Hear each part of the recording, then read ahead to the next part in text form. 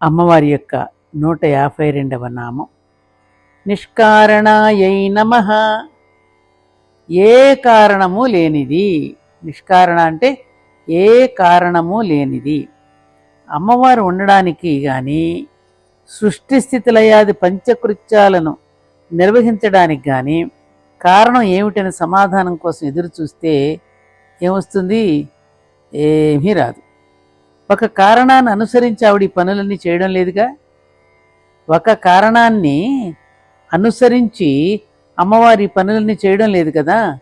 ఒకవేళ మరీ గుచ్చి కారణం ఏమిటని అడిగితే ఏమంటుంది? నా ఇష్టం అంటుంది. ఇది అసలైన సిసలైన కారణం. ఎవరు ఏ పని చేసినా చేయకపోయినా నా ఇష్టం అన్నదే నిజమైన కారణం. మిగతావన్నీ కుంటి సాకులే. జాగ్రత్తగా ఆలోచిస్తే ఇలా నా ఇష్టం అన్నదాన్ని కారణం చెప్పడం ఏంటో కానీ అర్థం కాదు. ఇష్టమైతే ఇబ్బందులన్నింటికీ పక్కన పెట్టి ఆ పని చేస్తాం. మనం కూడా ఇష్టమైతే ఇబ్బందులన్నింటినీ కూడా పక్కకు తోసేసి మనం ఆ పని చేస్తాం. అదే కనుక ఇష్టం లేకపోతే అన్నిటినీ ఇబ్బందులుగానే అడ్డం పెట్టుకుని ఆ పని చెయ్యం. మనం ఎన్ని సాకులు చెప్తాం? బోలెడని కుంటి సాకులు చెప్తాం ఇష్టం లేకపోతే. అవునా? అమ్మవారు అలాంటి ఏ కారణాలు లేనిది అని అమ్మవారికి అర్థం అన్నమాట. 153వ నామం నిష్కళంకాయై నమః. కళంకం అంటే ఏమిటి? దోషము. నిష్కళంక అంటే ఏ దోషము పాపము లేనిది. మామూలుగా కళంకం అంటాం కదా. కళంకం అంటే మచ్చ, దోషం, లోపం, పాపం అనే అర్థాలు చెప్పుకోవచ్చు. మచ్చ అంటే చర్మం మీద ఏర్పడే గుర్తు. చుక్క, చుక్క కాదు, ఇదొక గుర్తు. దోషం అనే అర్థంలో మళ్ళీ చెప్తున్నాయి. అమ్మవారి యొక్క 53వ నామం నిష్కళంకాయై నమః. దోషము లేనిది లేదా పాపము లేనిది అని అర్థం.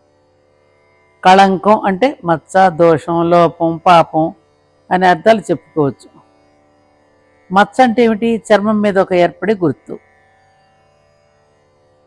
ఈ కళంకం అనే పదం ప్రవర్తనకు సంబంధించింది కానీ సాధారణంగా చెప్పబడు. అబ్బా, వీడు పెద్ద కళంకం తెచ్చిపెట్టాడండి, మా కుటుంబానికి ఒక మచ్చ తెచ్చాడండి అంటాం మనం.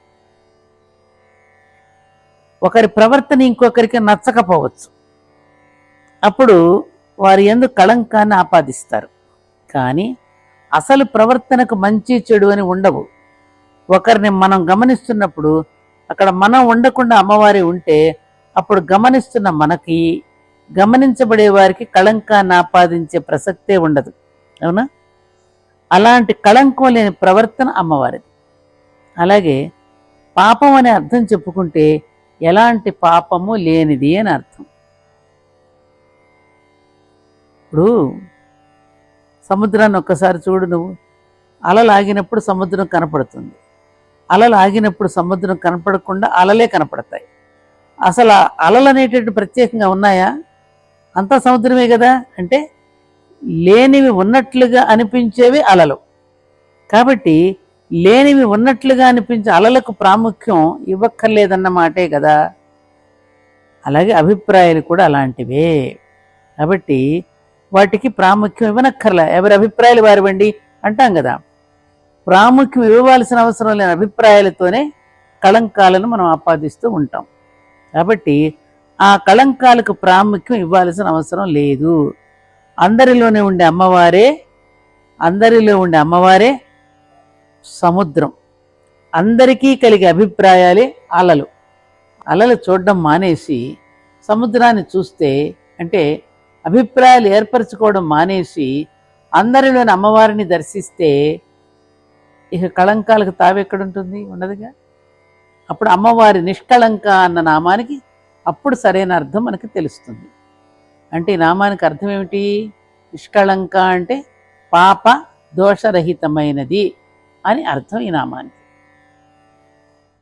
అమ్మవారి యొక్క ఆలయంలో ప్రవేశించినప్పుడు అర్ధమండపంలో నిలబడి ముందుగా గంట మ్రోగించి అమ్మకు నమస్కరిస్తాం. అలాగే అమ్మవారి యొక్క నామాలలో ప్రవేశించే ముందు గంట మ్రోగించండి.